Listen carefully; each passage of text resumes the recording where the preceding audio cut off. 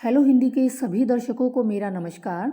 आज मैं आपके सामने महादेवी वर्मा की कविता कौन तुम मेरे हृदय में इसे लेकर उपस्थित हुई हूँ। ये जो कविता है वो रहस्यवादी कविता है।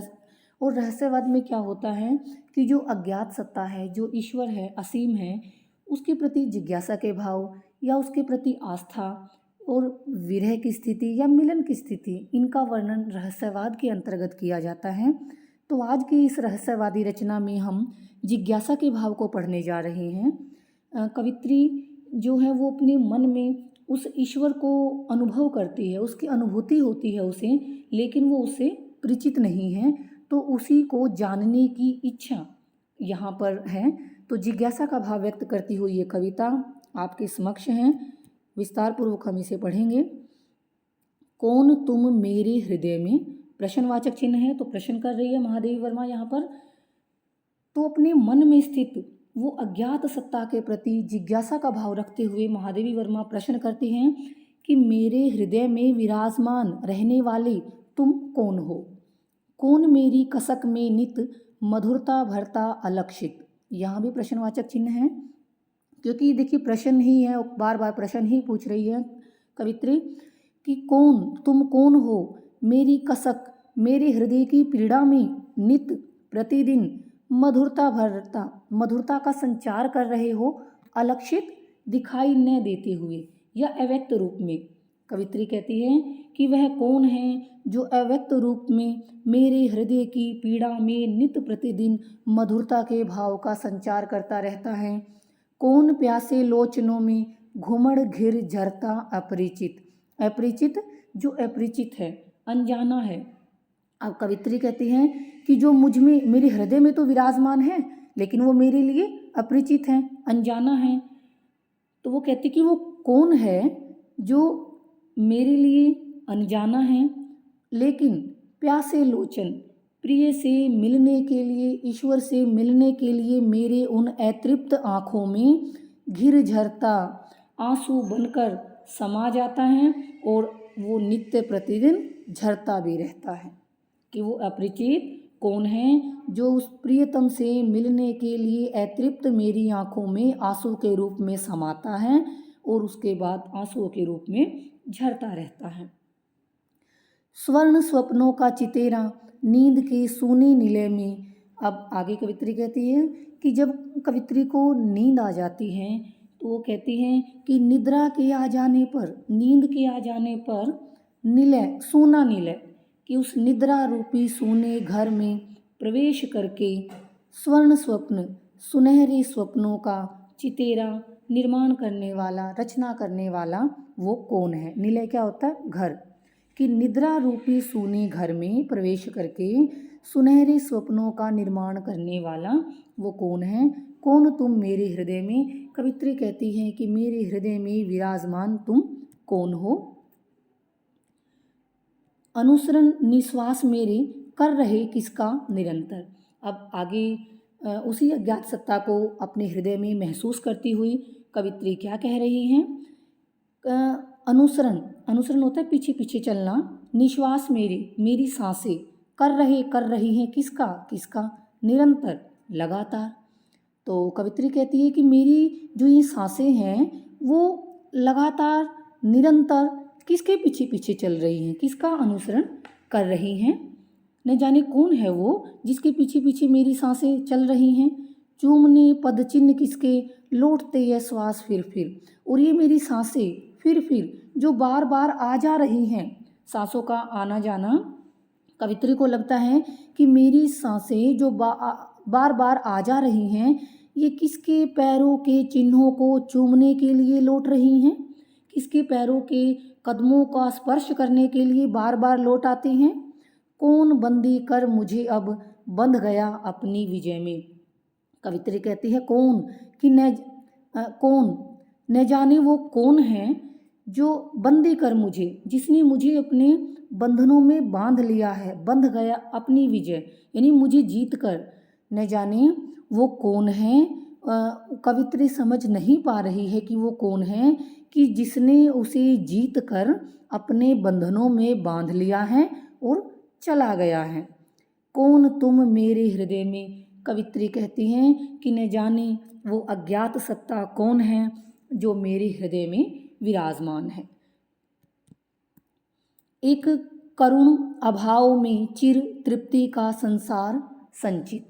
अब आगे कवित्री क्या कहती हैं, अभाव कि उस प्रियतम का, उस ईश्वर का अभाव है, वो मेरे पास नहीं है, लेकिन उसका अभाव जो है करुणा से भरा हुआ है, कि मेरे उस प्रियतम का अभाव मेरे लिए करुणा से भरा हुआ है, लेकिन फिर भी तृप्ति संतुष्टि का संसार संचित इकट्ठा, फिर भी मेरे मन में, मेरे हृदय में संतुष्टि का एक संसार सा इकट्ठा है। संसार इकट्ठा होना, एकत्रित होने का क्या तात्पर्य है कि उसके अभाव में भी मुझे तृप्ति महसूस होती है, कि मेरे अंदर संतुष्टि का एक पूरा संसार सा एकत्रित है, अर्थात उसके अभाव में भी मुझे तृप्ति महसूस होती है। क्योंकि भाव देखिए, यहाँ पर एक कवित्री ये बताना चाहती हैं कि प्रियतम का, उस असीम का अभाव है तभी तो उसको प्राप्त करने की इच्छा है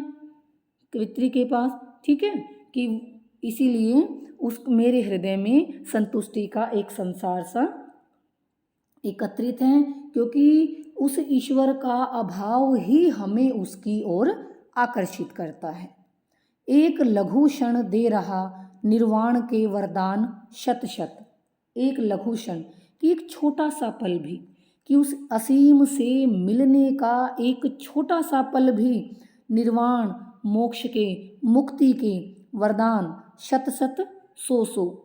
मानो उस असीम से मिलने का एक छोटा सा पल भी मुझे मुक्ति के सौ वरदान को प्रदान कर रहा हो, सौ वरदान को देने वाला हो। पा लिया मैंने किसे इस वेदना के मधुर क्रय से। क्रय क्या होता है, खरीदना। अब कवित्री कहती है उसको ऐसा महसूस होता है, पा लिया कि प्राप्त कर लिया है मैंने, किसको, इस वेदना के, अपने हृदय की इस पीड़ा के बदले, क्रय खरीद कर, अपने मन की, अपने हृदय की इस पीड़ा के बदले उस ईश्वर को खरीद लिया, अर्थात प्राप्त कर लिया है, पा लिया। और कवित्री को इस प्रकार उसकी सुखद अनुभूति हो रही है कि अपने हृदय की पीड़ा के बदले मैंने उसे प्राप्त कर लिया है। कौन तुम मेरे हृदय में। तो कवित्री कहती हैं, वो जानना चाहती हैं कि कौन है वह अज्ञात जो उसके हृदय में समा गया है, बस गया है। आगे देखिए, गूंजता उर्मे न जाने दूर के संगीत सा क्या। अब इन पंक्तियों में कवित्री उसी जो अव्यक्त है, अज्ञात हैं, उसी परम सत्ता के प्रति अपनी जिज्ञासा का भाव व्यक्त करते हुए क्या कहती हैं, गूंज रहा है उर्मे, हृदय में, न जाने दूर के संगीत सा क्या, कि न जाने वह कौन है जो दूर से जो संगीत का स्वर सुनाई दे रहा है, उस संगीत की भांति मेरे हृदय में गूंज रहा है।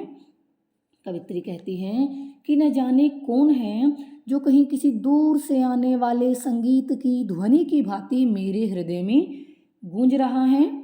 आज खो निज को। अब कवित्री कहती है कि आज खो निज को, कि आज मैंने अपने आप को खोकर, अपने आप को खोना का मतलब क्या होता है, अपनी अहम भावना को समाप्त करना, कि जब आज मैंने अपने अहंकार को, अपनी अहम भावना को समाप्त कर दिया है, मुझे खोया मिला, तभी मुझे वो खोया हुआ यानी वो प्रियतम, वो ईश्वर मुझे प्राप्त हुआ है, मिल गया है। विपरीत सा क्या, लेकिन वो मतलब विपरीत मतलब विचित्र सा, लेकिन जो मुझे खोकर मिला है विपरीत सा क्या, वो भी न जाने क्या है, विपरीत हैं, विचित्र सा है, लेकिन वो ये कहती है अर्थात वो विपरीत होकर भी विपरीत नहीं है। क्या नहा आई विरह निशि मिलन मधु दिन के उदय में। अब क्या कहती, क्या नहा आई, क्या स्नान करके आ गई है, विरह निशि, विरह रूपी रात्रि, निशि रात्रि, क्या विरह रूपी, वियोग रूपी रात्रि मिलन मधु दिन के, जो मिलन रूपी मधु बसंत का दिन, मिलन रूपी वासंती दिन के उदय में, उदय में यानी जब वासंती दिन का अगले दिन का उदय हुआ तो उसके प्रकाश में क्या वो स्नान करके आ गई है। दोबारा देख लीजिए, कवित्री कहती हैं कि क्या वियोग रूपी विरह रूपी रात्रि उस वासंती दिन के निकलने पर उसके उदय, उसके प्रातः काल के प्रकाश में क्या वो स्नान करके आ गई है। कौन तुम मेरे हृदय में, कवित्री कहती हैं कि मेरे हृदय में विराजमान, जो मेरे हृदय में ऐसे तुम समाये हुए हो, तुम कौन हो। आगे देखिए, तिमिर पारावार में आलोक प्रतिमा है अकंपित। तिमिर क्या है, अंधकार, पारावार क्या है, समुद्र। तिमिर पारावार, अब कवित्री जो, अब देखिए प्रिय की मिलन की स्थिति का यहाँ पर वर्णन है, क्योंकि इससे ऊपर वाली पंक्तियों में हमने पढ़ा ना कि आज उसने खुद को खोकर अपने अहम भाव को त्याग कर उस प्रियतम को पाया है। और ये थी कि वियोग रूपी रात्रि क्या उस वासंती दिन के मधुर मिलन के प्रकाश में स्नान करके आ गई हैं। तो उसके पश्चात इन पंक्तियों में उस ईश्वर से मिलने की स्थिति का उल्लेख करते हुए कवित्री क्या कहती हैं कि जब मेरा उससे प्रिय से मेल हो गया, उसके पश्चात मुझे ऐसा लग रहा है तिमिर पारावार, कि जैसे अंधकार रूपी समुद्र में, सागर में आलोक प्रतिमा, प्रकाश की, आलोक प्रकाश की प्रतिमा, एक मूर्ति अकंपित, जिसमें कंपन ना हो अर्थात स्थिर। तो मुझे उस अंधकार रूपी सागर में प्रकाश की एक स्थिर, मजबूत, दृढ़ जैसे कोई मूर्ति मिल गई हो, यानी उस प्रिय के, उस ईश्वर के दर्शन हो गए हो। आज ज्वाला से बरसता क्यों मधुर घनसार सुरभित। कवित्री कहती हैं कि आज ज्वाला, ज्वाला कैसी थी उसके मन में, अग्नि, विरह की अग्नि थी। प्रियतम यानी प्रियतम कौन, वो असीम, वो ईश्वर, उससे दूर थी, उससे अपरिचित थी, तो वो विरह की अग्नि हम कहेंगे कि आज वो कहती है कि आज उस विरह की अग्नि से, उस ज्वाला से बरस रहा है क्यों, क्यों मधुर घनसार। घनसार क्या होता है, कपूर, और सुरभित क्या होता है, सुगंध से भरा हुआ। तो कवित्री कहती हैं कि आज उस विरह की अग्नि से न जाने मधुर सुगंधित कपूर की वर्षा क्यों हो रही है। अर्थात कवित्री कहती कि जीवन में एक बहुत ही बड़ा परिवर्तन सा हो गया है, तो इसीलिए कवित्री को ऐसा लग रहा है। तो ये थी हमारी कविता रहस्यवाद से भरी हुई। मैं उम्मीद करती हूँ कि आपको कौन तुम मेरे हृदय में इस कविता की व्याख्या अच्छे से समझ आई होगी। तो इसी के साथ आप सभी श्रोतागणों का मुझे सुनने के लिए बहुत बहुत धन्यवाद। अगर आपको मेरी वीडियो अच्छी लगती है तो कृपया कमेंट करके मुझे ज़रूर बताएं। इससे थोड़ा सा मेरा भी हौसला और मेरे उत्साह में वृद्धि होती है, ताकि मैं और भी आप बच्चों के लिए वीडियो बना सकूं। मेरा यही प्रयास रहेगा कि आपकी परीक्षा के लिए ये वीडियो उपयोगी हो। तो इसी के साथ आप सभी श्रोतागणों का मुझे सुनने के लिए तहे दिल से आभार। मिलते हैं अगली वीडियो में।